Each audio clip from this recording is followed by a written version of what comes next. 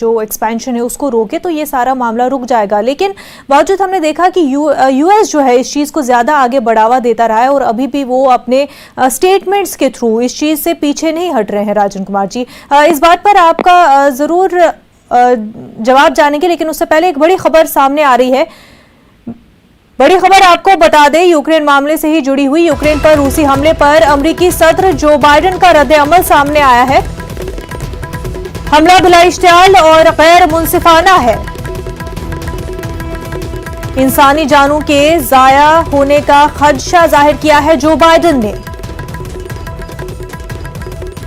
तो आपको बता दें कि यूक्रेन पर रूसी हमले पर अमेरिकी सदर जो बाइडेन ने रद्द अमल का इजहार किया। उन्होंने कहा है कि हमला बिलाइश्तियाल और गैर मुंसिफाना है। इंसानी जानों के जिया का खदशा जाहिर किया है जो बाइडेन ने।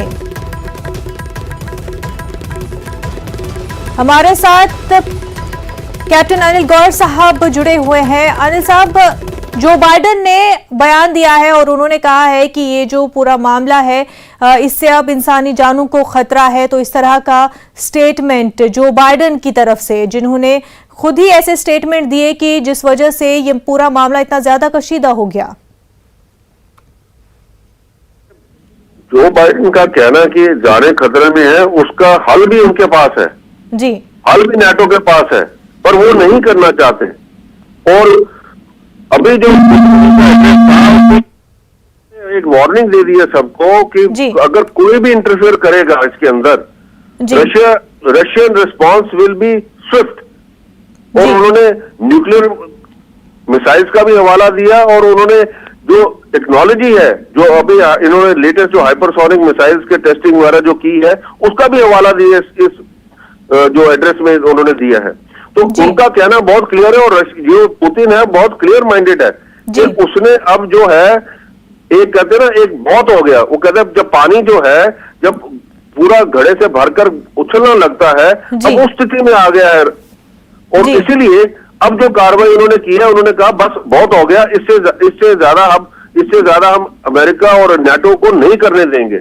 और ये जो अब चीज है, इसका हल अब अमेरिका और नाटो के पास है।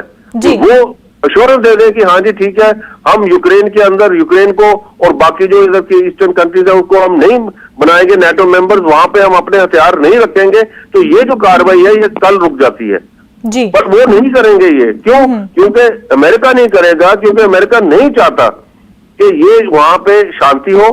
वो चाहता है कि इसी हिसाब से रशिया को एम्ब्रॉयल करके रखे और साथ में अपनी हेजेमनी जो है वहां पे अपनी आर्म सप्लाई जो है वो चलती रहे। बिल्कुल अनिल गौर साहब, वही इतना ही नहीं कि बल्कि वो पूरी तरह से मदद भी नहीं कर रहे हैं यूक्रेन की, वो सिर्फ स्टेटमेंट दे रहे हैं और बार बार सिर्फ स्टेटमेंट दे रहे हैं और पुश कर रहे हैं यूक्रेन को वॉर की तरफ। क्योंकि उनको डोमेस्टिक जो है इतनी कंपल्शन हो जाएगी, अगर वहां पे यूक्रेन के अंदर कोई भी अगर अमेरिकन सैनिक मारा गया, जो बाइडेन के लिए वहां अमेरिका में मुश्किल हो जाएगी। ऑलरेडी जब अफगानिस्तान के अंदर आपने देखा जिस हिसाब से इतने सालों से वो लड़ रहे थे, जब भी कोई उनका जो सोल्जर है वो वहां पे हलाक होता था, तो उसके घर के अंदर मतलब कि अमेरिकन पब्लिक के अंदर एक पूरा एक रोष खड़ा होता। और अब अगर यहाँ पे अगर ये इंटरवेंशन करेंगे अपने ट्रुप्स के साथ में, तो मेरे को लगता है कि जो बाइडेन की मुश्किलें जो है इतनी बढ़ जाएगी डोमेस्टिकली कि उसके लिए वहां जो जिस हिसाब से वो अपना प्रेसिडेंटशिप करना चाहते हैं वो नहीं कर सकेंगे। इसीलिए वो नहीं इंटरवीन करेंगे और ना ही नाटो ट्रुप्स भेजेगा वहां पे। ये सारे सिर्फ बयान देते रहेंगे और बीच में खमियाजा किसको भुगतना पड़ेगा? यूक्रेन को, क्योंकि उनका जो ये जो इनके प्रेसिडेंट हैं अभी जो आए हैं वो एंटी रशियन होने की वजह से वो होंगे। और मेरे को लगता है कि आने वाले दिनों में होना क्या है कि यूक्रेन के अंदर भी एक कू हो सकता है जिसके अंदर से ये जो प्रेसिडेंट है इसको हटा के दूसरा प्रेसिडेंट आएंगे जो प्रो रशियन होंगे और फिर स्थिति जो है वो अपने आप सुधर जाएगी। बिल्कुल अनिल गौर साहब, आप हमारे साथ बने रहें। एक बड़ी खबर बता दें नाजरीन को, आलमी सतह पर तेल की कीमत में इजाफा हुआ है। यूक्रेन रूस तनाजे के बीच आलमी सतह पर ऑयल प्राइसेस में इजाफा हुआ है। फी बैरल $100 तक तेल की कीमत पहुंच गई है। यूक्रेन पर रूस के हमले का असर साफ अब दिखने लगा है। ऑयल प्राइसेस पर अब असर दिख रहा है। आलमी सतह पर तेल की कीमत में इजाफा हुआ है। अनिल गौर साहब, अब उसका असर ऑयल कीमतों पर जाहिर सी बात है दिखने लगा है और इसका असर, इसका खामियाजा सभी मुल्कों को भुगतना पड़ेगा। अनिल जी, ये जो है ये तो मानना ही है कि इसका खामियाजा सारे मुल्कों को भुगतना पड़ेगा जो ऑयल सप्लाईज जो हैं उसके ऊपर डिपेंड है, और हिंदुस्तान के लिए मुश्किलें और बढ़ रही हैं जी क्योंकि हिंदुस्तान की आपको पता है हमारा ऑयल इंपोर्ट बिल कितना भारी है जी। और इसके साथ साथ जो है यूरोप को खामियाजा पड़ेगा क्योंकि यूरोप जो है वहां से तकरीबन 45% 48% जो है ये रशियन जो है गैस तो सप्लाईज उनकी ज्यादा है, तकरीबन 70% लेते हैं और ऑयल सप्लाईज तकरीबन 48% लेते हैं, तो उनके लिए भी मुश्किलात है जी।